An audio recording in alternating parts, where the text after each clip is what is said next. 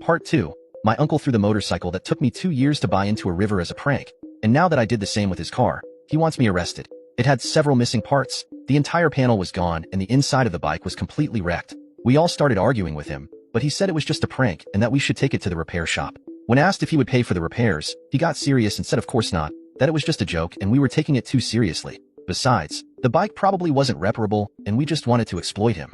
I was understandably devastated and sat in a corner waiting for my mom to take me home since I no longer had my transportation. Then about 10 minutes later, one of my cousins showed up laughing and called me to come outside. I said I wasn't in the mood, but he explained that another cousin was distracting my uncle and they were planning something. I got excited and went with him and saw all my cousins behind my uncle's car, and I understood immediately. Together we pushed the car, which was quite a task since it was a bit far from the river, but we managed.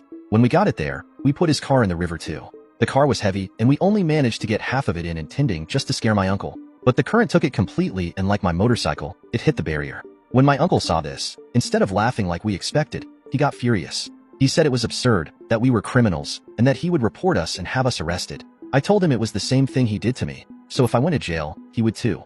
Everyone at the party sided with me since they had seen what happened earlier and were fed up with his pranks. My aunt eventually took him home, but unlike what I thought, he actually filed a police report against me and my cousins. I showed it to my parents and they laughed and told me not to worry because they had already talked to the family and everyone agreed that if he had the nerve to go through with it, they would report every time he destroyed their property, which honestly happened countless times. Now we are waiting for the court date and preparing our own lawsuit. I'm not worried and am actually looking forward to it because I am determined to win a good compensation to buy a new motorcycle.